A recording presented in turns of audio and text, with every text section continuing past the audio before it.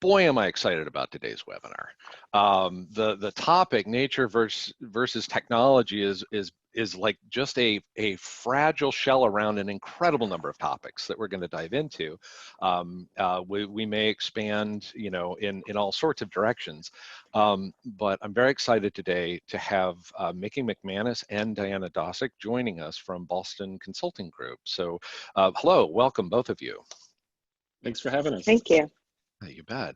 So I met Mickey at Autodesk years ago when I worked there, and that's when I started kind of understanding the altitude that he flies at. And after meeting Diana as well, you know, I'm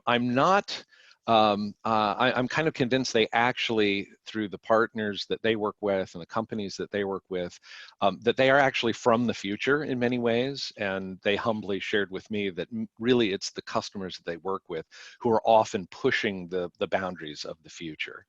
And so I'm very excited to have them here today and help us kind of wrestle with complexity, stuff that we're inflicting on ourselves in terms of IoT and those kind of things, but also things that we're now globally subject to that are emerging from biology. So what can we learn? Before we jump in, I just want to do a little housekeeping. Thanks everyone for saying hi in the chat. I invite people, build community there, share links, anything that you find interesting. We're also going to be dropping links in there to certain resources as we go. If you have questions, the Zoom webinar has a separate Q&A panel, so I invite you as we go, be asking questions there, because we will have time at the end for a facilitated Q&A session. Don't worry about, take notes if you want to, but don't worry about trying to capture all the stuff, because we will be sharing this mural with all of its linked resources in a blog post later as we do. So with that, we're going to be taking a journey around a universe, and our first stop is going to be talking with you, Diana, about this interesting concept, the Bionic Company. What is a Bionic Company? I grew up with the $6 Million Man, so which in today's numbers is pretty economical. There's also a Bionic Woman too. That's right. Jamie Summers, I think. Jamie Summers, that's right. Absolutely. Yes, very fair. Well, it's a little bit different than that, so I'll start with that. The idea behind the Bionic Company is really that we're seeing incredible technological change, of course, and as we've studied historical technological revolutions, we've realized that in order for the full potential of the technology to be unleashed, you really need to think about the human side, and particularly how work gets organized, how things are done, you know, in order to really take advantage of what technology can offer. And so we think about the Bionic Company as this incredible potential for a symbiotic relationship between humans and technology, where humans unleash the power of tech, which in turn unleashes the power of humans in very new ways. And so, you know, a simple example of this that might be relevant here is this idea of collaborative tools and working online, as many of us are doing now, if not for the first time, at least much more frequently than we did before. The tools, the technology exists, but in order to really unleash the power of it, we need to change how we work. We need to meet on Zoom. We need to play with the tools. We need to do things a little bit differently. We might need to team differently. But once we do that, then we can unlock this incredible potential around what the technology can offer and do many more innovative and exciting things with it than we could have before. So the idea of the Bionic Company is, what could it look like if we really unlocked the power of technology with the power of humans and enabled humans to do things that we weren't able to do before. Now there's the true sci-fi aspects of that, right? We're seeing humans and robots collaborating, or even seeing humans connected to computers, being able to run robotic arms with their minds, and really incredible true human tech augmentation. But even at a much simpler level, just the idea of how humans interact with AI, how humans interact with robotics in a factory, what is that going to look like, and what is the best expression of that? So at BCG, we're really focused on what good could look like. Of course, there are a lot of pitfalls, and we have to be very aware of how things could go wrong. We all have seen the stories about ethical AI and what happens when it's not designed properly, how we think about automation and the impact on the workforce. So there are plenty of challenges to this, but we're really focused on and excited about fleshing out the vision of what a really positive for society and for everyone view of what this bionic company could really look like. What are the key elements and how can leaders think about getting themselves there? I'm wondering if this isn't analogous to, like when I grew up, you weren't allowed calculators in class, right? You had to show your work. And now, I have a son who's in school and, he's doing, he's on calculus in 8th grade, which kind of boggles my mind, but you're now using these tools. It's okay to use the calculator because of it, the way it can expedite learning as long as you understand the fundamentals. Is there an analogous situation with this tech? Like embracing I think so. I think there is. I think in a way, right, we're tech can unleash things and allow us to do things so much faster than we ever could have before. And so learning how to operate off of that new base, it sort of raises the bar. The bar for computation when you had to do it all by hand was, only so high. And when you have all of this computing power behind it, what we've just done is really raise the bar. And so now you can think about, well, what could someone in marketing, for example, predict about customers now with millions and millions and millions of customer data points at their fingertips, pre-analyzed by very sophisticated AI? Well, our expectations of how that person might be able to tap into what I, Diana Dosik, am feeling at any given moment, and therefore what I might need, has just escalated tremendously. Right. I'm wondering if there is amplification of imagination. Have you seen examples of that? Because we know it's the data can drive, the marketing, or the data can drive the revenue generation. But I'm wondering, can the access to this actually amplify imagination? Absolutely, and I know Mickey would have great examples of this as well, but we've seen, so I want him to jump in on that one in particular, but we talk a lot about technology making it more exciting to be human. So as we think about the rote tasks that technology can take over, it can free up space, if done correctly, for humans to really focus on things that are uniquely human, which is a lot about imagination, about creativity, also about good judgment and ethics, where the human side really is important.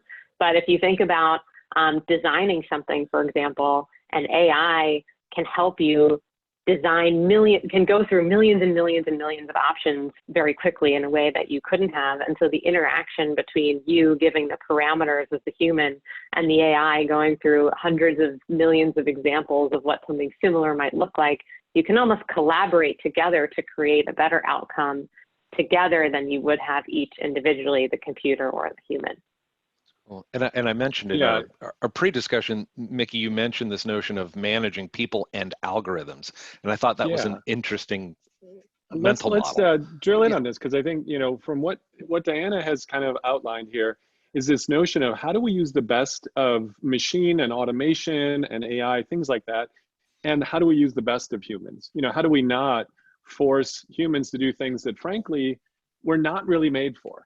And if you look at it, like sitting in a factory all day long, pushing a lever every single moment, or driving a car for, 4 hours, as a trucker or something like that, where you're like, you have to pay attention to this, multi-ton vehicle and make sure that you're, 6 inches away from the multi-ton vehicle next to you and the thing. Those are probably not things that we evolved for.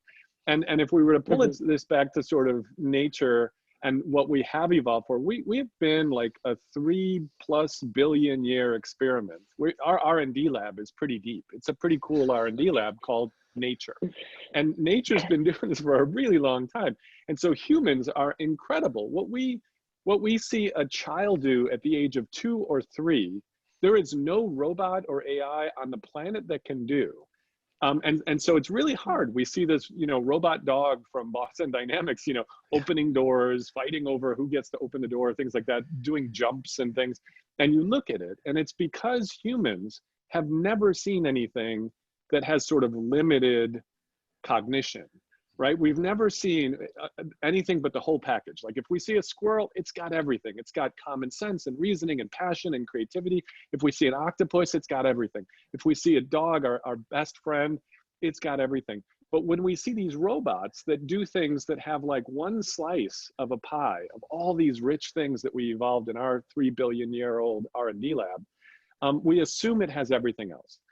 Yeah. And so what we're saying is let's open our eyes to this. There's a new kind of silicon cognition coming. You know, the AI, the automation, the robots, they are a new kind of brain that we can enlist, or a new kind of arms that we can enlist, but they don't do the same thing we do. And I'll give you a sense of this with a really tangible example. At BCG, we've got a group called Gamma. It's probably upwards of 1,000 machine learning specialists, data analysts, scientists, and things. And they started working with a retail group. You can imagine right now, a lot of retailers are wondering if they can keep their stores open ever, you know, when this whole, you know, virus thing shifts, or what the new normal will be. They're left with a ton of overstock, right? We ordered a bunch of stuff for the spring season, and now nobody can even go into our stores. And so our team worked with a major retailer that's got stores around the world. And within about 4 weeks, they were able to look at overstock, like right after Christmas and right after these big things where you order a whole bunch of stuff in your warehouses. And they found that like that's a huge, you know, it's a huge chunk of capital that you have to outlay for all the clothing. And then if it's sitting in warehouses and you can't sell it, then you're encouraging your merchandisers, find a way to sell this, you know, put it on discount, you know, et cetera. And with all the people that were looking at this, they ended up writing some code, machine automation, that was able to do better than all the merchandisers at all the stores in the world. They were able to do 8% better 4 weeks later.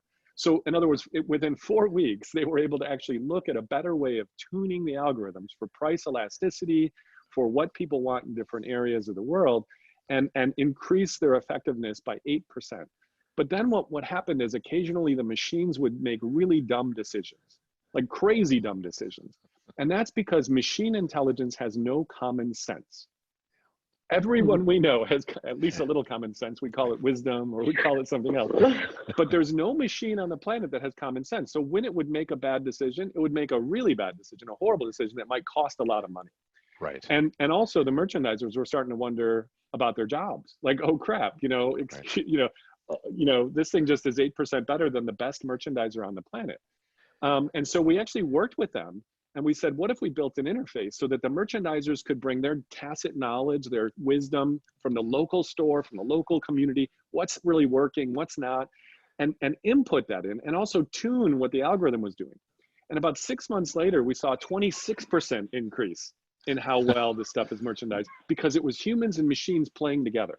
And it was using us for what we're good at, right? We have biases. Those are just shortcuts that help us kind of cope with complexity and deal with a complex world. Some of them are past their sell-by date, unfortunately. Yeah. Machines have biases, you know, and some of them are written into the code. Some of them are written into the way we do things. But if we can offset each other, and we can kind of look for where our strengths are and their strengths are, I wouldn't count humans out anytime soon. We're just beautiful, amazing, you know, part of this. Yeah, absolutely. And I also, I like unpacking underneath this optimization in sales and marketing, everything. Right now we're seeing, you know, businesses are being disrupted, and businesses do employ humans, and humans need, you know, so part of it is understanding how to optimize a machine that does keep people employed. It's not always about just maximizing profit for shareholders. I would also say that creativity is something that's not only, you know, the purview of humans, right? If you've ever trained a dog or raised, you know, animals or pets, they're incredibly creative. You know, this is built into all humans and all animals. Machines are actually starting to do some really interesting creative stuff.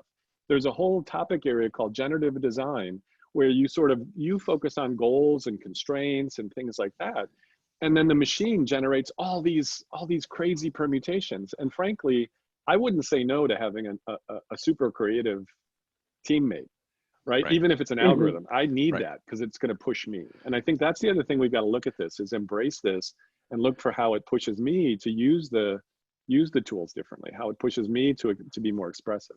That's right. Because we know what art Mhm. is, right? We know it when we see it. Yeah.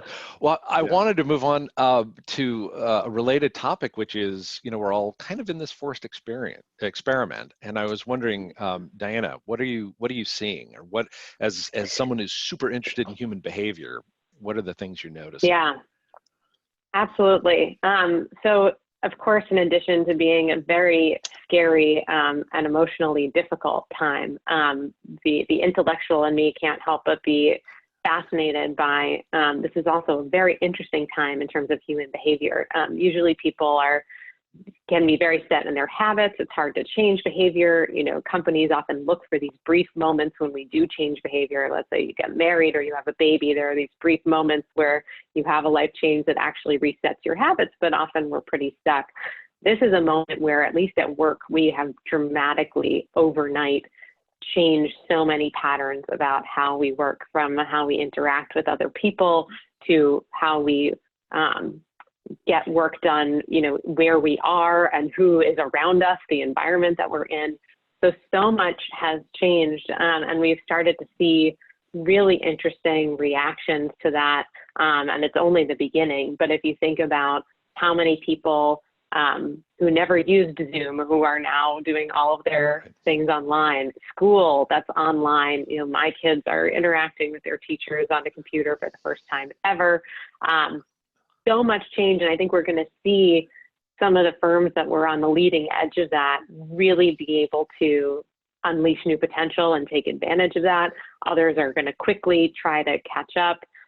We're going to see some things that we had predicted but thought would take 5-6 years, maybe take 1 or 2 years, and other things that we never predicted kind of come up. We're seeing all kinds of new creativity and habits, things that people are doing, the way they're sharing space, the way they're working with their spouses, the way that they're managing their families, that were totally unanticipated.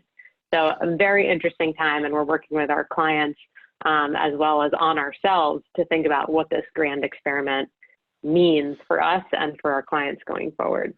Yeah, I was going to mention in the chat, Annie Hayward just mentioned, and we're also saving the environment, carbon emissions. I mean, the air is clear in Shanghai now, right? I mean, it's suddenly, and the fish are visible in Venice for the first time in many, many years. Yeah. And these implications are very interesting, right? I think there's the things we feel compelled to do to just get what we need to do done in front of us. I need to have this meeting. I guess I can't do it in person. I'll do it on the web. But there are all of these side impacts, and some of them are very negative. We're trapped in our homes, and that's very difficult.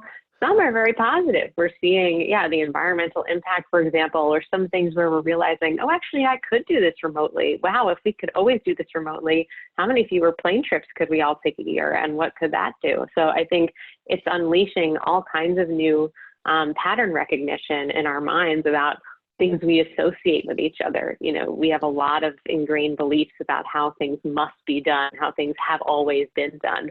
And now that we're trying something new, there are two paths. Either we were right and this is terrible and we can't wait to go back to the old way, or actually this isn't so bad and has a lot of side benefits. And if we could all learn how to do it this way going forward, we could really unleash new potential, particularly technologically. So it is a really interesting time to see how people behave and to study it. Some impacts are good and some are not so good.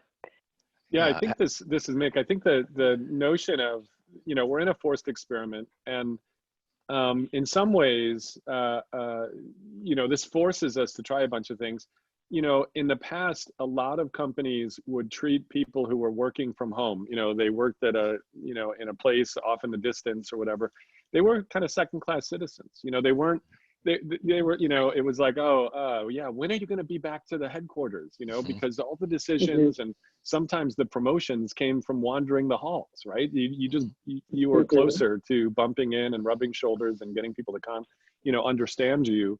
But there were a lot of high potential people that were, I think, missed because they weren't there. And I think what's happening is they're like feeling like, hey, now everybody has to figure out how I was doing it. And it might be a democratizing moment for getting a lot more people both sensitized and also creating kind of more of a shared sense of this isn't as easy as it looks. Maybe the first week or two, you know, it's sort of cool. You know, you're like, oh, look, Bill's got kids that are climbing all over him while we're trying to have an important meeting or something. That, you know, and of course, you know, we have to get through that. And I think that's just important. We should not be trying so hard to be efficient right now along those dimensions, because we have psychological dimensions that we have to be very aware of for all of our employees, for all of our partners and the customers. Don't feel like every meeting has to be like the Zoom with the graphics and the thing and the face and all that. You know, sometimes it could just be quiet contemplation. Sometimes it could just be get out and sit out in your backyard if you've got it, or on your deck, or just open a window and look out in the world if that's what you got. And so this forced experiment is kind of, there's a little bit of, I think, a danger that we'll learn the wrong things from it. You know, and then we'll assume that the physical world is not critical for certain things, but it turns out, you know, we are high bandwidth. You know, humans are incredible high bandwidth, and pumping it all through your hand into a mouse probably isn't, you know, really doing the human justice. And just the huge amount that we get from even microfacial expressions that are not caught in Zoom, but are caught when you're just wandering down the hall and you're like, hey, Diana, what's going on? You know, and so we have to be aware of that too, which is, you know, how do we learn from this experiment? But, you know, how do we keep stepping back and going, okay, wait, is that, you know, the devil is in the details. How do we learn the right things from this? And how do we actually help maybe use this as a moment of refactoring culture within our organizations so that we actually respect the human element of this? And so it has been fun watching the experiments of people like asking, you know, more curious questions, like, what was the last time you did something for the first time? You know, that's a great question, because it forces you to go, wow, how is this different? How is this a new normal? What did I just try something new? There's a lot going on here, and it's like it or not, it's a scientific laboratory, as well as a reality. But we learn really fast. All humans learn really fast.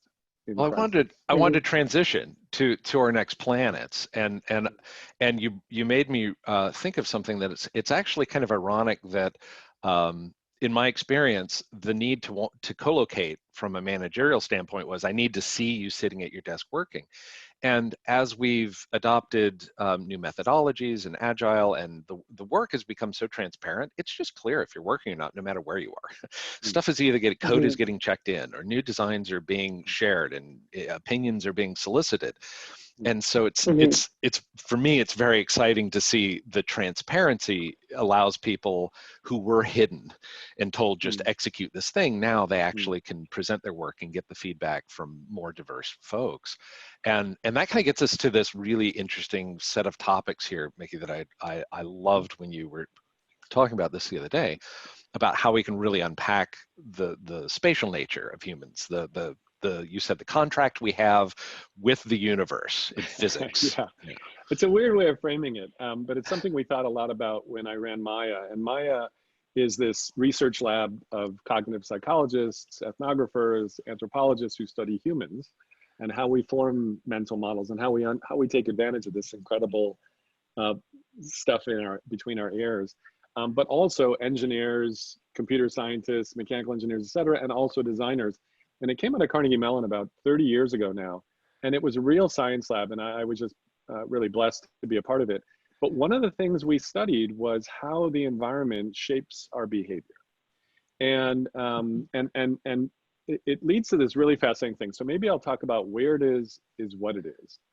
It's something that we discovered almost 30 some years ago. And just as a sidebar, Maya is now a part of BCG. We sold it to Boston Consulting Group about 2 or 3 years ago. And it's really been wonderful to bring this sort of human-centered design and design science, complexity science, to sort of a classic strategy firm, and say, how do we actually both have frameworks for what has just worked before, but how do we do discovery-based design by going and discovering new things about how humans and machines work together, and how do we thrive in an era of complexity. So that's just the sidebar. Now, where it is what it is. There's a pretty well-known economist / Nobel Prize winner who was one of our inspirations at Carnegie Mellon. His name is Herb Simon. And Herb Simon won a Nobel Prize for something called satisficing, which is that humans are not perfect economic players. They actually have bounded rationality. We can't really make great decisions about everything. And with this bounded rationality, that means that we sort of offload all the things that we can, because we have a limited amount of sugar that we can consume in our brain and stuff like that, we offload it to the environment. And he said, anything that is an invariant in nature, anything that actually isn't going to change in nature, we can use as kind of a variable that we don't have to compute ourselves. And so he called it Simon's scissors. And the notion was, if you really think about how the mind works, it's like a pair of scissors. And you can't look at a pair of scissors without looking at both blades. You know, the real interesting stuff about Simon's scissors is the paper gets cut when the two blades, you know, push against each other. And so one blade is the cognitive rules running inside of your head. You know, it's the rules. If I'm an ant, I'm looking for sugar, and I'm putting a little trail behind me, and I'm looking for sugar, putting a trail behind me. That's my rules. It's a pretty simple rule set. But because nature has this invariant, it's called gravity. Gravity always works. I can push dirt around, I can create an anthill. The environment pushes back against me and doesn't let me do things, but it also lets me leave a little scent behind when I'm wandering around. And other ants can find the scent, and they start actually following the scent. And this is something in nature called stigmergy. It's sort of bottom-up innovation. So the machine that is our human is running these great things, but we push against the environment, and the environment shapes what we can do. So it leads to this corollary that I think is really important. If you can't change the person, change the environment. And so Simon's scissors gave us all these crazy ideas. We were like, whoa, how much does the environment shape our cognition? And now we actually know there's some behavioral science about this, that our cognition is shaped somewhere up to 70% of every day by something outside of us, by context, by maybe the person you're working with or others. And so it leads to this phenomena that the environment sort of pushes against us. Now, let me talk about where it is what it is and how it relates to that. It turns out that the space remembers for you. So you don't have to keep everything in your head. You know, people pile things, and you can go in and say, hey, where's that report? And they'll go halfway down the pile and pull it right back out, because they use piling as an organization process. It may look messy, but it's actually incredibly good. Squirrels go bury nuts, they go find them 6 months later. This is built into biology. So my messy desk is A-okay. Yeah, it's okay, it's okay. Yeah. We use the space to remember. And so when that means that if you have a small whiteboard in your conference room, and you look at a classic conference room, it's like, you know, a small whiteboard hidden by a projection screen with a big table where everybody just opens up their laptops and blathers on or checks their things. And one smart person stands at the podium, you know, apparently, and gives us the madman, you know, sort of brief. That is saying to everybody in the room, the environment is saying, don't collaborate. You can't get up and draw. It's a privileged position to be a drawer. Oh, by the way, we hid the only thing that lets you kind of get things out of your head, which is a whiteboard. If you were to ever go to one of our Maya labs, what you'd find is 6 feet, 7 feet worth of whiteboard high by 360 degrees around, like a 20-foot diameter circle of all whiteboard, and no desk in the middle. And what we found was people could index 1, 10, 100, 1,000, 10,000 things in physical space. All people, not visual thinkers, not just the special people, the creatives or something. Humans can only remember 7 things in short-term memory, but we can remember 10,000 things in physical space. It's a trick. And when we don't use physical space to get our ideas out of our head, if we don't do that, we're tying our arms behind our back. We need to actually use space. And it persists on a whiteboard, but it's also low friction. I can walk up and take my thumb and rub out your little bit of whiteboarding, and I can draw something else, and you don't feel precious about it. It's not like a beautiful picture for a portrait to hang in a gallery. So that was one thing that really matters. Well, I was going to say, is what it is the we're almost about it. The space organizes us. We're kind of realizing that as well here in real time, right? I mean, the Mural surface is now containing notes as they're emerging and indexing. Right. And anybody who watches this is on the phone right now and paying attention. They're building an index in their head. that if I were to go back 10 years from now and say, hey, where were those planets, you know, that had where is what is, almost everybody would be able to go, oh yeah, they were over there. Yeah. Because the space remembers for you. Now, the other thing that is a corollary to this is when it was is what it means. So time is another invariant. So space, we get gravity for free. It's not open source. And time is very solid for us as well. Yesterday happened, it's gone, tomorrow is coming. And so when it was is what it means. And in a whiteboard, it starts blank. And then over time, you accrete knowledge and you accrete it sort of with meaning. So we get meaning from how we connect what we know to what we don't know. And we tell ourselves stories. And so time is this other thing. Storytelling is so powerful because it actually helps us go from what we don't know to what we do and build new neurons, build new pathways using time as an index. So using a time as a way of kind of connecting meaning to what's happening. These are two very fundamental things. And we used to evaluate software and hardware and physical spaces just by those two things. Are they exploiting where it is what it is? Are they really taking advantage of when it was is what it means? Are they helping people build a shared context for cognition and for creativity? The only thing I would love to add to that, because that was such a helpful description, and what I think you said earlier, Mick, about the context, the scissors and the context shaping behavior. You know, one of the things that we've really focused on as we think about the future of work is a lot of people have started to think about that, but more in the marketing space. So when you think about people who really get that, it's the people who designed the Apple Store. It's the people who created an app. It's very much about how do I get customers to do something? And they're very thoughtful about it. We haven't really translated this as well into the workplace. You know, the people who are in the HR departments around the world are not particularly known as designers, but in a way you could think about it as people who are architecting that environment that would shape our behavior at work. And what could that look like if we were as thoughtful about the behavior in the workplace as we were about the behavior in the consumer world? A few years ago, I had a chance to do a TED Talk about this, and the real interesting, I think, parallel was that this knowledge and this ability to think that way exists in most organizations, just not in the right department. And so it's not like you don't have people in your company who know how to think this way or for whom this would be totally unfamiliar. It's just not as widespread as perhaps it could be. And I think we're seeing that now, back to the forced experiment idea of exactly how dramatic the impact of the environment is on our workspace and our work life. And so I think we'll learn a lot of lessons, both implicitly and explicitly, about what that means. Well, I noticed Haley's putting up some cubicle farms and an Apple store and things like that.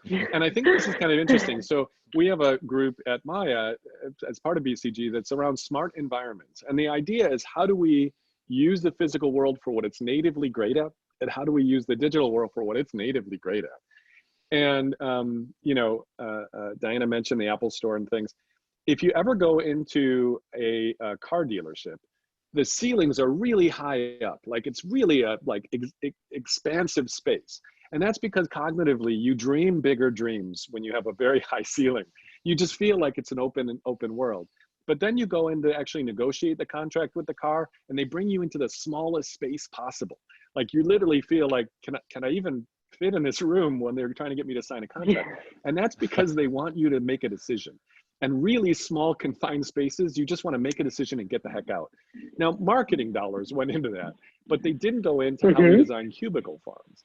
And it turns out just inverting those cubicles so that everyone has like kind of a shared space in the middle and has a table where they can hang out, they could put treats, they can have their own little totems, their own little personal things, totally changes the dynamic. And we've seen somewhere upwards of 70% increase in learning just by inverting the rooms around and creating spaces where people can actually nest and creating spaces where people can build a group thing. And we see increased learning. So you know, you're doing telemarketing.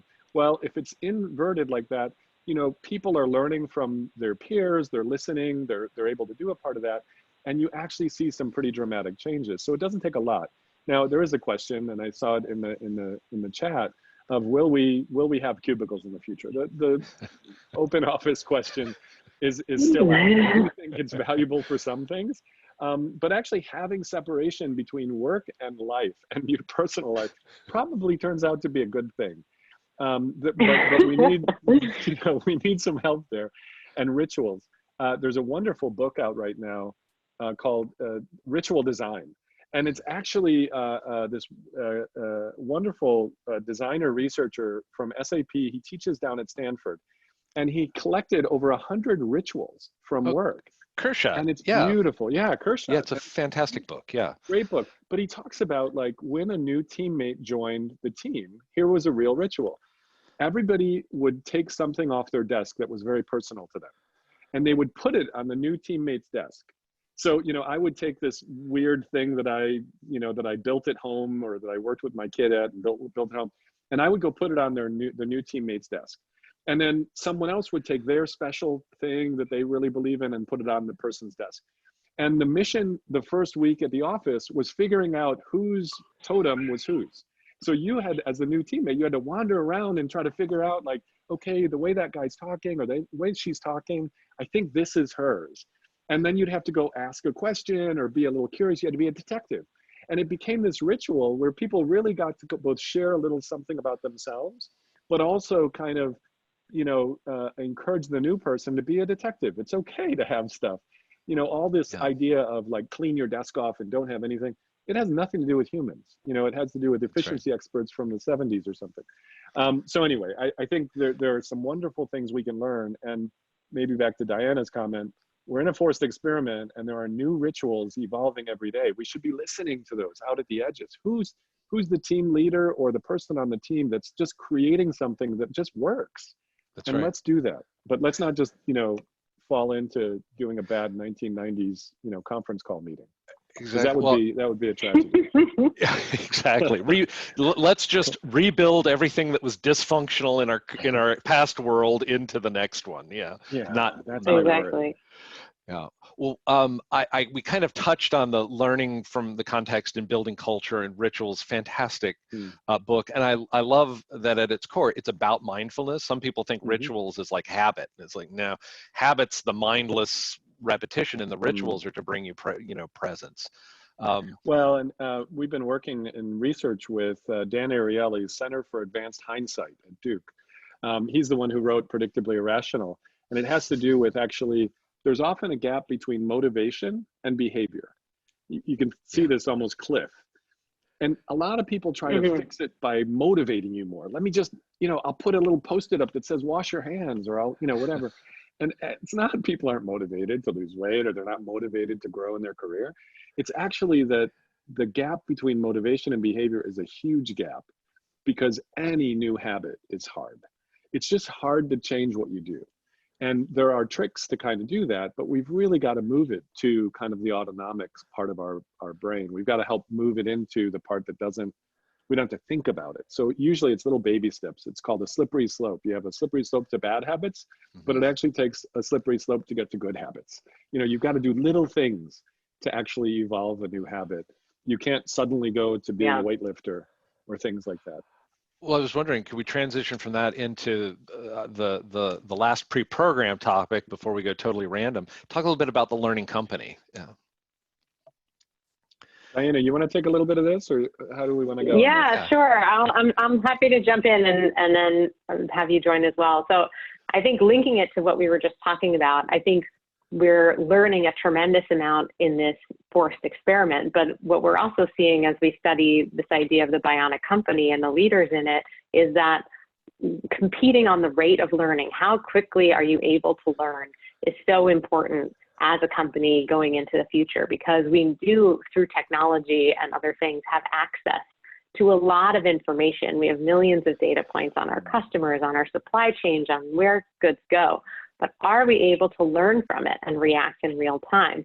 And it means learning on multiple timescales. When you think about, there's a rate at which a human being can learn things, and whether they learn facts or new skills, also two different timescales, but also different timescales with AI. There are certain things where the AI can absorb millions of data points in a second, but also things where they need massive amounts of training data and painstaking coding from humans to actually put something in.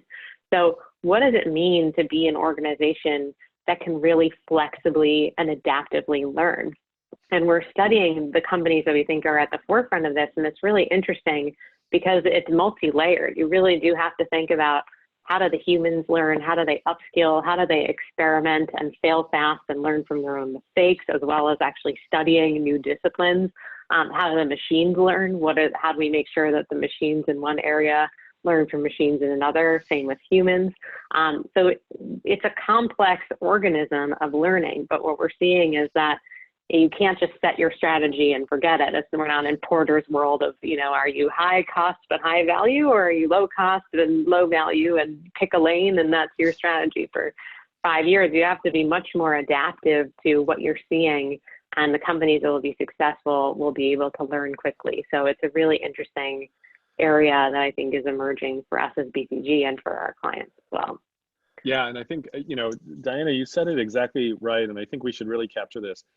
It's this notion of competing on the rate of learning. That is how organizations are going to win in the 20s. And we actually wrote a paper at BCG called Winning in the 20s, and it was for leaders. And of the top 3 things that we identified, it was competing on the rate of learning. It was this notion of autonomous learning loops between humans and machines. How quickly can we accelerate those? Now, it turns out humans can generalize. They don't need a lot of data. Like, I can go sit at a place where I've never seen that chair before in a restaurant, and I still know how to use it. I still know how to pull it out. I know how to go to the bathroom. I can like navigate the room. There's no robot that can do that on the planet, because they need huge amounts of training data, because they don't know how to generalize. So they can't do generalization or leaps of analogy. There's no analogy. And this relates back to that idea that there are no machine systems that have common sense. That sort of have an innateness, this little model of the universe inside of our head that we get for free. We talked about where it is, what it is. Yeah. There are no machines that actually have innateness. But that doesn't mean that they're not kind of amazing, but it does mean that bad data in is bad data out. If you give them information, they get bad training data the same way someone who works on a team that's a horrible team with a terrible boss who's abusive or doesn't really respect everybody in the team. That's bad training data for humans. Like, I sent my kid off to college, and he ended up joining a fraternity. I'm pretty sure a lot of that was bad training data, but maybe some of it was good training data, and middle managers are going to be managing algorithms and machines, and they're going to have to put them on probation. Maybe they're going to have to help them figure out how do we learn differently. So I think one of the things that's happening in this forced learning experiment is we're starting to really understand the value of teachers and the value of great teachers. And we're starting to learn, just because we got to, maybe help our own families learn and things, that it's not like every teacher can do everything great. Some teachers are great at inspiring people about things. Some teachers have learned how to use the Socratic method to get you to solve the problem. Some teachers are really good at one-on-one or developing a curriculum. And we've got to kind of take this seriously. So there's some wonderful work around out of Berkeley and some other places around dynamic formative assessment, which means that every moment you assess each person and you go, how did they learn? How do you do sort of N=1 learning? How do we grow it? And there's been some studies about, if we were just used to use that in our educational systems instead of the old summative assessment models, teach to the test, we would actually start building kind of personal pathways, like a personal playlist for how you could grow, for how you could build new skills, for how you could have another job. So the machine would be helping you figure out kind of future you. Kind of think of it as a simulation for future you, and study at every moment. Wow, you just made that thing, so you know how to make that thing. Wow, you made that thing like 50 times. Like, we don't have to ever test you. You did it. So we could use some new things coming out of this that would really change the way we think about learning. And some of my research and some of my partners in crime on this is around generative learning, where we set goals and constraints for ourselves. And the machine helps us actually explore that using dynamic formative assessment and tools like that. There's wonderful things out there too that the kids are tapping into. I know Khan Academy has been, talking about quite a bit, but there are these things where it'll guide you through mastery. And I know around math, there are things where there are absolute answers. But I think it's where the humans could come in around ethics and other things and actually augment it with situational testing and things. So huge potential. I wanted to transition us. This was our last pre-programmed planet, and in the spirit of disruption and being sequestered at home due to a virus, we're going to turn off the autopilot here. And we have a series of topics. We have I could talk to you guys all day, and we have way more topics that we could deal with. But I wanted to add a little random choice here. So I have the remaining topics on the wheel. So we're just going to let it spin and go through as many as we can. All right. So our topic is tools shape how we think. So let me get over to that planet. Yep. There's our hammer and nail. So let's talk a little bit about how tools shape the way we think. Yeah, I'll start, and Diana, if you want to add anything, we'll go from here. So, yeah, you know, we often think of a tool as being something we're in control of. You know, I have a hammer, I know how to use it for nails. It's got two functions. It can put a nail in, it can take a nail out. Cool. The first time I try it, you know, I maybe get my thumb a few times, but ultimately I get pretty good at using this hammer. The thing is that there's a cognitive bias where we basically see something for what it is, we learn how to use it for what it is, and then it shapes the way we think. It makes it really hard to think about anything else. It's something called functional fixedness. The thing becomes fixed in the way that it is. And so we don't think of it. You know, I've got a phone in my hand right now. I could use this to actually nail in things. It might be bad for my warranty, you know, for my Apple. But if you ever watch, when I was a kid, there was another show, not the Bionic Man or Woman, and it was called MacGyver. And MacGyver, the original episodes, they actually had scientists and inventors writing each of the scenarios because they had to like work with a fixed set of things and be really creative. Effectively, he was a kind of a poster child for unlocking functional fixedness, for like seeing beyond the tool. And when you ever meet someone who's a virtuoso, like think of Jimi Hendrix, who plays that guitar. For those of you who are old enough to remember Jimi Hendrix, he would make that guitar talk. He would bend it. He would make it do something that guitar could never do. If you ever watch a Pixar movie, they write their own tools because they actually are trying to do things that no human has ever done with like animation before. And so they understand that the tools shape the way we think. So today we're using a lot of Zoom tools, you know, or WebEx or Skype or something like that. And it shapes the way we think. We're like, oh yeah, that was pretty good. I got to see somebody, yeah, they're probably wearing pajamas underneath that or lower part of their body. But if you use a tool like Mural, it's suddenly like, whoa, I can start to use the physical space digitally as a way of indexing things. I can start to like pull in rich information. I can say, well, wait, what did you mean by that? And someone else can like draw what they mean, you know? And, that's right. And in fact, that was one of the biggest things we saw happen at Maya was we would hand a marker to the, you know, CFO of Procter & Gamble and say, draw what you mean. And she would say, oh, you know, I use spreadsheets. I'm not really a drawer. But then she would jump up and draw a blob for a noun and an arrow for a verb, because everybody could do that. It's kind of lingua franca, you know, you can all draw a blob and an arrow. And suddenly her senior leaders would be like, no, Sarah, wait a second. It's not that, it's this. And they would jump up and draw. And suddenly you had shared cognition. So the tool shapes the way we think. And it's really important to move past sort of the traditional use of new tools. You know, we talked a little earlier about that. And move to the expressive use of tools. Like, how do we get something new out of this? And it may mean that we have to push hard on people like Mural, people like Miro, people like Zoom, people like whatever, and say, this isn't good enough. Like, you just are replicating that. Like, I need to be able to do something different. And so it's this move from being an amateur or a dilettante, which is someone who sort of thinks they're good at something, but they're not. But moving from an amateur, you know, to a virtuoso. And how do we help people become more like virtuosos, where they just sort of get what they want out of the thing? They don't just get what the tool can do. Absolutely.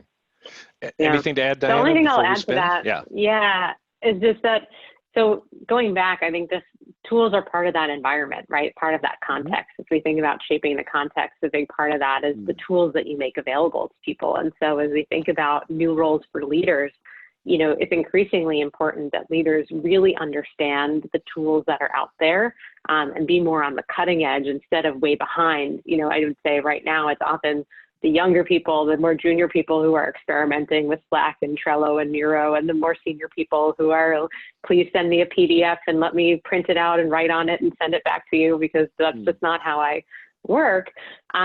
It's increasingly important for leaders to understand tools, what they can do today and what they might be able to do tomorrow to be that MacGyver, because you are setting the context for your organization. And if you can see what the more expressive uses of these tools might be, then you can really help reshape the environment and the creative potential of the people who work for you. If you're always behind them, then you're not going to have as great of an understanding of what the tools could be used for and how you could reshape your organization around them to maximize the potential both of the tool and of the people using it. Yeah, it's almost like, you know, misuse the tool, bend the tool, break the tool, experiment with the tool. And actually, I think some people, I've seen this with grandparents. Some people who have never used the tools don't know the way that they're supposed to be used for corporations. So they are actually leapfrogging, you know, in some ways. So there's this opportunity to say, turns out people from my generation and the generation before me have a lot of wisdom. That's that innateness, common sense that we talked about that machines don't heretofore have. How do we start learning from every generation and start saying, how do we get the diversity of wisdom, the diversity of age, the diversity of all these things? Because some people are leapfrogging, just like we saw people leapfrog in Asia to not ever wanting copper, you know, landlines for telephones. They just went straight to mobile. Then they would do mobile banking. They were doing mobile other things, and we were, you know, years behind in the United States. I think we're going to see some weird leaps from people who are bending and breaking things, who are sort of forcing things because they don't know any better sometimes, and sometimes because they've hit the limits of the tool and they're not satisfied. Absolutely. I'm going to spin the wheel one more time, and we'll do a real quick round on one more topic. And then we have a few questions. I'd love to cover as many as we can. Cognitive diversity. We'll fly over here. I think that must have been a plant, because Mickey, you ended so nicely on the last one, hinting at cognitive diversity. That was, if it was random, then very lucky. What we learn in nature is that it's very hard to generate a random number. So maybe that's what it is. Randomness in nature is very rare. Or at least hard to find. So cognitive diversity, I'll say one or two things about this. About a year ago, I was at one of our internal leadership events for BCG. And it's really beautiful because there's nobody from BCG talking. It's just leaders, our customers, sharing with each other. And so you just get to kind of be a fly on the wall and hear them have a peer discussion. And these are, you know, CEO levels at very large orgs, and some interesting wild cards from up and coming organizations. And Indra Nuryi, who ran Pepsi, she's probably one of the most successful CEOs ever. You know, she ran it for like 75 quarters, and she met or exceeded expectations from analysts for 73 of those 75 quarters.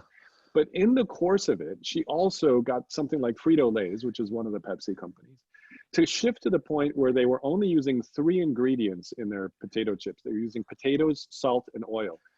When she came in, they were using all sorts of preservatives, all sorts of other kinds of things. So she didn't let up on science.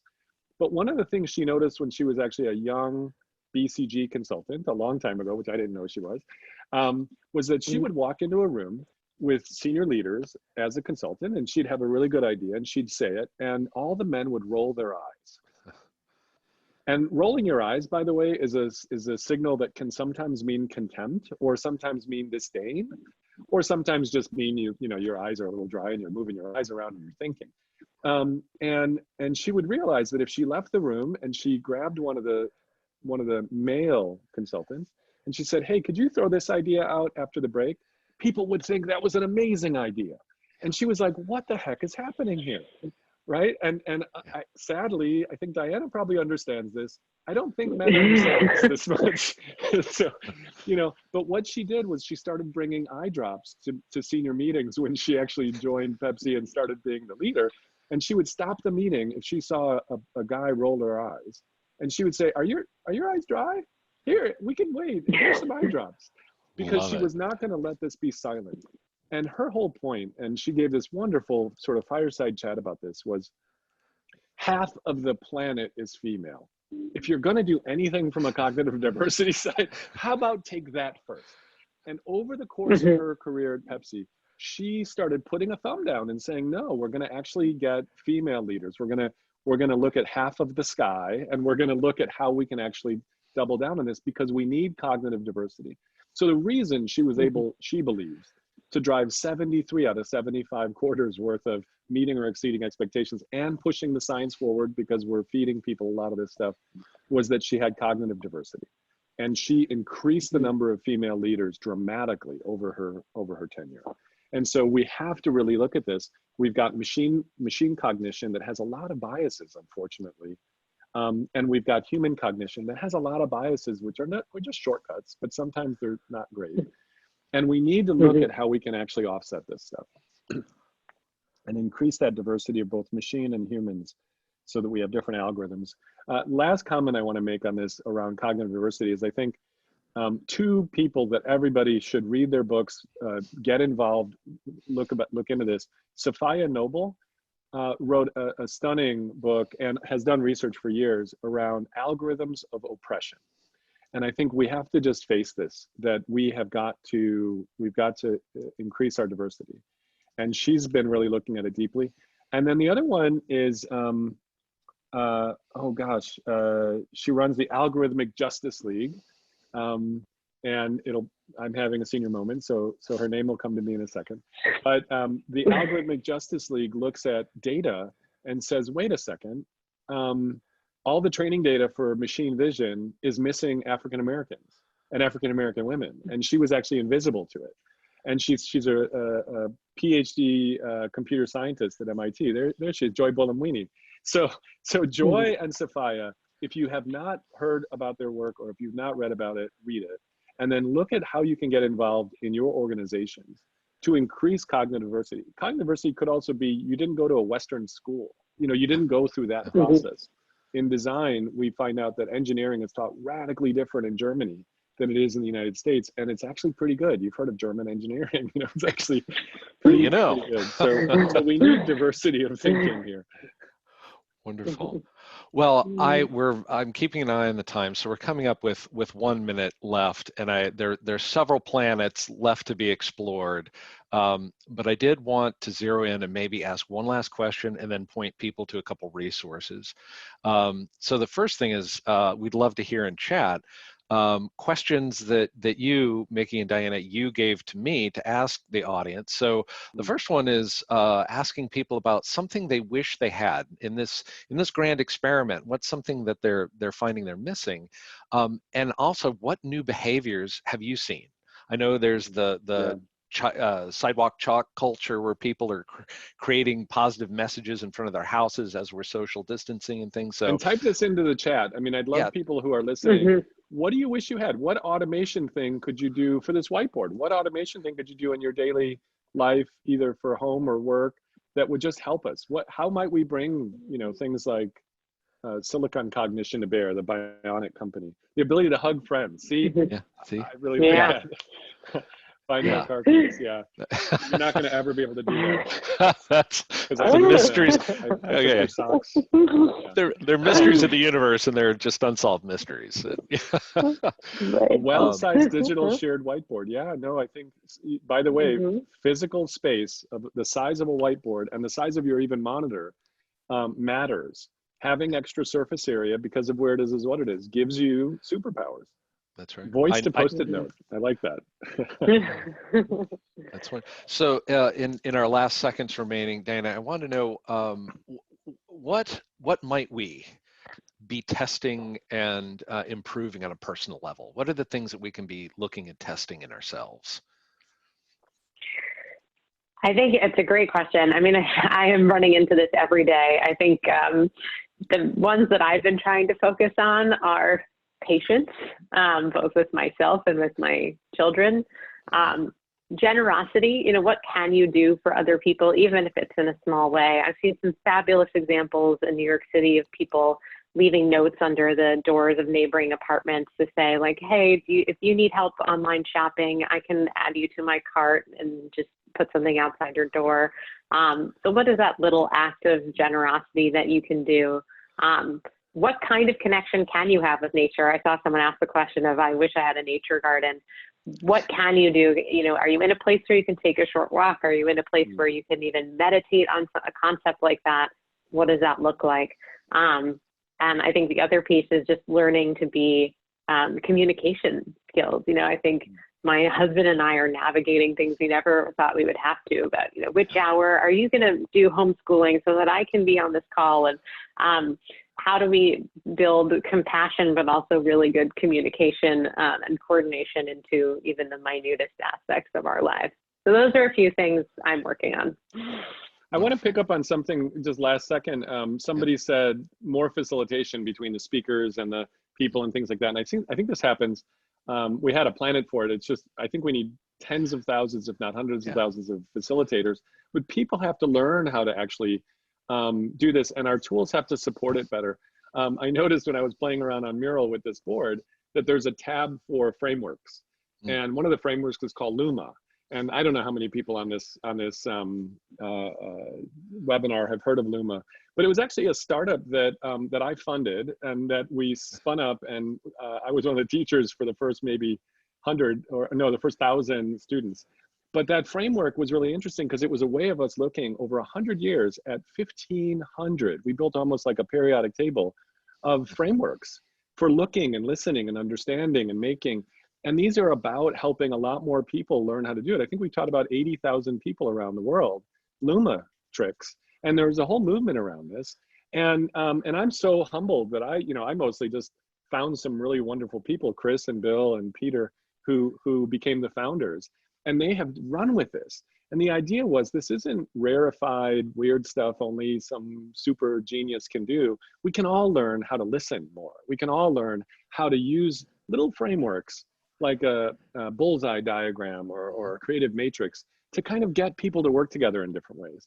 And so Luma was actually originally named Luma because it's look, understand, make, advance. And each one mattered, you know, and we found these over and over again. And so even though the frameworks you only see about probably 10 or 12 or 5, there are about 1,500 in the periodic table, and some of them only, you know, David or Tom Kelly can do from IEO, because they're like super geniuses at this. But a lot of these things, a lot more people could do, and I would love to see us doing that. And I think those templates are just in there. I just noticed them in Mural. I don't know if that's available. That's right. To everybody. They should be, they should be turned on for all clients now. Yeah, and they're like. And by the way, I had nothing to do with that. With Mural. Oh yeah, no. I think it happened because y'all know people there. I'm just Uncle Mickey now, so it doesn't. I don't really have much info. But well, I was going to say my journey is at the confluence of those two things. I was at Autodesk when they were bringing Luma in, and that for me was taking 25 years of random design things I would do, and it was like the telescope coming into focus. Now you have the toolkit. And now with Mural, you're able to have these conversations and lead them with people wherever, virtually wherever they are. So for me, it's a perfect marriage.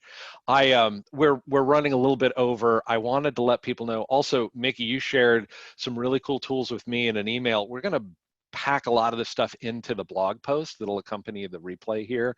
So some of these resources. And everyone can access this Mural whiteboard we're gonna, as well? Okay, yeah, cool. we're going to send out a link to this so people will be able to come in and see. Thank you so much, Diana, for sharing these resources. We've got links to very interesting, your TED Talk and other talks. We have books.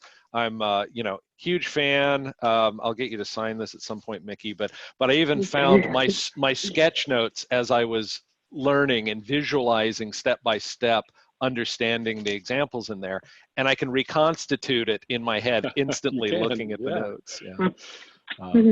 And other links to various things. So we have webinars. So if you enjoyed this webinar, you can sign up and be notified about future ones. We've got a blog with all sorts of templates and things on it. And then I also put a link in here to that wheel decide. That was really fun at the last minute. The internet just has such amazing things, you know. All right. Well, thank you both so much. I've enjoyed this conversation so much, and I look forward to maybe down the road to learning even more about what's going on in the future. Mark, thanks for hosting Thank you so much. Yeah, you bet. And for reaching out about this. Yeah, absolutely. You bet.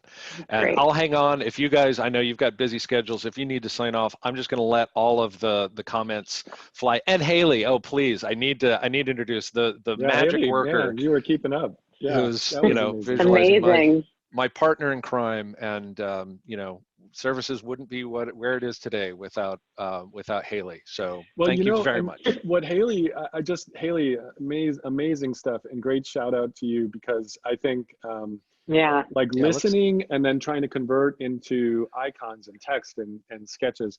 This turns out to be a leadership trick. And what we used to do at Maya was each time we had a new Mayan, we would just give them a marker and say, hey, we've got some people coming in, or we've got a guest lecturer. Cover the wall with whiteboard. Like, don't use words if you can. Just draw arrows and blobs and nouns. And it turns out it's a skill we all could develop. It's not a hard thing. And Haley is showing us the way. And so thank you so much for doing this. She's obviously invested her time to learn that literacy. A lot more people could. It's true. I always say that Yeah. people say, I can't draw. And I say, yes, you can. You absolutely can. It just takes Totally a little learnable. bit of courage, practice, and, it's just lots of dots and lines, and with mural icons. Yeah. You're getting some major love online there from folks too, as well.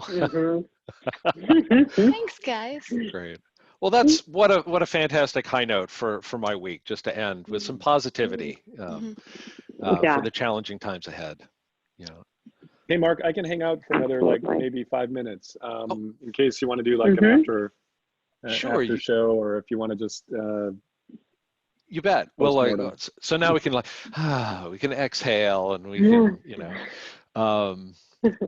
yeah. So I love of the plan. I love that we did touch on the 20,000 facilitators, because I feel that deeply. Where it's and even with the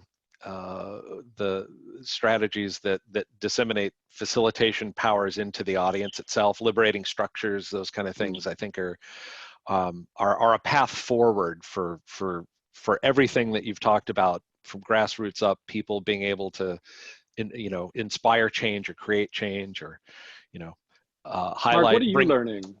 What are you learning? I like you've been in a pressure cooker of learning. I think both at Autodesk as part of the initiative to kind of build a movement there around human-centered design and co-creation, and also now at Mural, which is trying to build a tool to help a lot more people do this. What are you learning? So I'm learning humility. I mean, much in the same way that I think Autodesk did a fantastic job in their gallery of highlighting, we build the tools, but look what our customers do with this. I am continually humbled by what I see our customers taking and the risks. It's a heroic effort to facilitate in general. Maybe if you're a bit of a show person, and you're okay in front of people, that's part of it, but it's still an effort. And then to take that on in a digital realm is a heroic act, because Wi-Fi dies. We even had some technical things leading up to this where we had to get the phone dialed in and things. So, but the people that step up, there's huge opportunity to make an outsized impact. Once you realize you don't have to be the genius, you don't have to have the answers.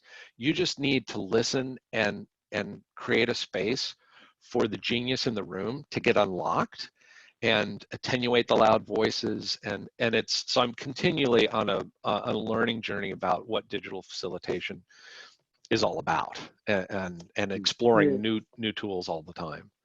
Hey, let's see if we can get some questions from the people who have hung on. I noticed there's a big pile of interesting questions here that we could kind of look through. Absolutely. I don't know. Well, if you see one in particular, just go for it.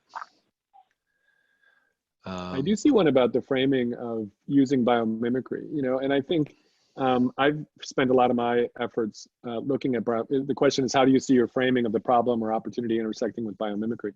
Nature is an amazing teacher to learn from. And I think in the resources area, there's a link to a book that we wrote from Maya called Trillions. And it's about what happens when we have trillions of computational devices. How do we survive unbounded complexity? And it turns out a lot of that unbounded complexity is malignant. But nature has been dealing with systems that have trillions of computational components for billions of years. Your body has 50 trillion cells. And you're a complex information system in your own right. You're going to go 80, 90, 100, hopefully more than 100 years without a catastrophic failure. Right. And so there are design patterns to be learned if we look at biomimicry, which is how do we study nature and then mimic some of the design patterns there. It's historically been applied, biomimicry, and there's a wonderful place called the Biomimicry Institute. They have something called Ask Nature that lets you kind of ask nature how they would solve engineering problems. But a lot of it has been done around either material properties or around geometry, you know, how does a wing work or how does a nautilus shell keep structure and things. But not a lot of study has gone into biomimicry for information systems, for the intangibles. And it turns out nature's done some amazing tricks. And so we have a whole chapter just on what nature does that is really a collection of design patterns. And so I'll give you one example. I said every human has 50 to 100 trillion cells. Nature realized that memory is so cheap in the long run, memory is just cheap, that it put a copy of us in every single cell of our body. Like there's this thing called DNA in every one of our cells. And if we cut our leg, think about this, it does not call the cloud to get it fixed. If it had to call up to this cloud up here, this airy head in the cloud up here, our species would die. Nature abhors singletons. Nature abhors this. Instead, it looks for hybrid vigor. And nature looks for this notion of massively peer-to-peer at the lowest level. So every cell in your body has a spare copy of you. And what's wonderful there is if you cut your leg, actually all the cells talk to each other. It's massively peer-to-peer. They go, hey, can you help build some scaffolding? Hey, can you help, you know, get some blood flowing over here? And then there's this thing called layered complexity, where there's a layer called the endocrine system that starts signaling things in the chemicals in your blood. Then there's a layer called the circulatory system to make sure that that cut doesn't, you know, either bleed too much. We have got this crazy way of creating platelets and closing the clotting. But there's a layer on top of that called the nervous system that does call up to the brain. And so right now, everybody seems to be designing most of their big digital systems as if everything should be in the cloud, or as if everything is massively peer-to-peer. It's a religious argument almost for people that are building things with tokenomics and blockchain. It has to be all distributed and everything. Nature did not pick that. Nature chose a little bit of both. It's nuanced and beautiful. You know, there's a fear that I have. We store a lot of things in Google, you know, or in Apple's cloud, or in someone else's cloud, Salesforce's cloud. How many copies of Google are there? Remember, nature abhors a singleton. Mark, how many copies of Google are there? Well, thanks to the Wayback Machine, no. There's one. There's only one. There's so one. Nature is laughing at us because we put all of our eggs in this one basket. There's no spare copy of Google. In fact, you can't get all your stuff out of Google into another one if it gets taken over or falls down tomorrow. And the average life of a Fortune 100 company is 15 years. So, you know, forever is a long time, and we're making decisions that were great when computing was rare. But when computing is ubiquitous, we've got to have a different approach. And that's, biomimicry can teach us a lot about some really beautiful complexity, patterns in nature. Did you mention it in trillions? Somewhere there was the logic around the internet at one point where everything would just have one unique identification, as opposed to me being able to take it and copy it, and then we get all the, and who's the single source of truth and everything. Was that? Yeah, think of all the junk you're moving around because you need another copy of it because it goes in your cache and then it gets thrown away, even though all of our phones are like supercomputers at this point. Right. And it's just an artifact of kind of this three-legged dog that we got to walk called the web. You know, it's layered on top of this other thing called the internet, which is incredibly geniusly built by computer scientists.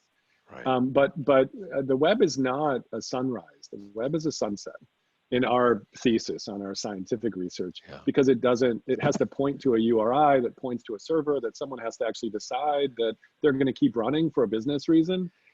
That's a bad way to think about the world. And all of the research we would do, and that research lives on at BCG, some of our more advanced design science research, it's that we use unique identified sort of, it's really based on biomimicry from the standpoint of how DNA works. Bacteria learn things from their peers. That's why they evolve so quickly, and they glue new bacteria onto it. and there's only one in the universe of that thing. So you can kind of resolve a link without ever having it be anywhere because it's stored everywhere. It's massively distributed. It's a very different approach. This sounds very geeky, so I'll stop now, but there's a lot there. And if you're interested, look at trillions. And also, I'm working on a new book called Primordial, which is what happens when things wake up. Which ties into the Bionic Company. That sounds ominous. Yes. It's very ominous. Very ominous. Is there a expected drop date for that Primordial? My mission before this forced experiment was to try to get the manuscript handed over to a publisher by the end of the year. I'm about 70% done, but probably the last 70% is 100% of the effort. So that's right. Yeah. The last percentage. All right. Wonderful. There were a couple things also that we, if we've still got a minute or two, I don't want to end on a downer, but we brought this up, and there's this notion of how can we be prepared? Because as optimistic as things are, there's going to be this challenge facing, and we're all going to be touched in one form or another. How do we prepare ourselves for things like breaking bad news and understanding? I know recently you can show statistically how we're all better off than we were, say, 100 years ago. Even the poorest communities have access to things that didn't exist, et cetera. So there is largely, but we're still going to go through this challenging time. Diana or Mickey, like, how do we prepare ourselves? Yeah, I'm not a psychologist, but I was fortunate enough to listen to one speak. We had someone for North America come yesterday to talk about this because it's such a challenging time. And I think what's interesting is this delicate balance that everyone has to find for themselves of focusing on the positive and the perspective. As you said, we're better off than we were 100 years ago. Maybe your nuclear family is safe, and to be grateful for that, but also to allow yourself to grieve and to allow yourself to be upset about what's going on, all the expectations that are not being met. They say happiness is like the distance between expectations and reality. And like a lot of our expectations have been upset. And so I think, at least for myself, just trying to think about what I need cognitively to bounce back between those two. There are times when I can really focus on the gratitude, and there are times when I need to let myself be sad, that weddings were canceled and things that I was looking forward to aren't going to happen anymore, and that my kids aren't getting the education that they were supposed to get. And so there is at least at the personal level, I think, thinking about that balance and not feeling bad when you do need to grieve, but also not wallowing in that and taking yourself to a positive place. I don't have the answer on the balance, but I'm picturing, if I were drawing with you, I would picture sort of a seesaw and how we need to toggle between both sides. Yeah, wonderful. I don't have any great insights on this. I think we should be looking to just understand that there are a lot of people that this is far worse for. Absolutely. Depression is not a trivial topic, and I think a lot of people are going through that, and not everybody is safe in this shelter in place. So in France, they've started offering hotel rooms to people that are in abusive relationships to get them out of the house, because this is not an easy thing. And I think at the more meta level, we do know that our brains are kind of very resilient, which is the good news. And our environments and our families shape a lot of the way we think. Surround yourself with people that can help you when you can't help yourself, because we're not in this alone. We are in this together. We need to find ways to do that. I think Julie Santos from Yale University has a Coursera course and also a talk. She's a cognitive psychologist who studies sort of how do we actually feel good about things. She did a talk last year that I saw that was, if my life is so great, why does it feel like it sucks so much? And it's really, wonderful stuff. And then I would also I mentioned that I've been working with the Duke Center for Advanced Hindsight. Look that up. They've recently, Dan Ariely was recently on Business Insider and pointed out some things, but they've been putting together some documents about how healthcare professionals can help with breaking bad news. What are little cognitive tricks that you can do to kind of build better habits for yourself and your family, and some other things. So I don't really feel like I'm expert to understand this, but I'm looking at it for myself. I mean, we all have people in our families that may be struggling with certain things, and I certainly do, and I think everyone on the call does. Yeah. Well, I certainly encourage everyone to practice at least one random act of kindness each day to someone who totally doesn't expect it. Sometimes those are the people you're living with. You can take for granted, but I think it's like leave the room and give them a little piece or something. That's right. I have to practice that. That's right. All right. Well, again, thank you both so much. We'll package this up and the additional resources you've sent, and we'll keep an eye out for things that you publish and share with us in the future, because I think we have a hunger for understanding what things are coming at us, and we appreciate you distilling those things and sharing them with us as you go. Right. Happy to. Thanks so much, everyone. Thanks for joining. You bet. Yes. Thanks, everyone, for hanging on, too. All right. Take care. Bye-bye. Bye. Bye.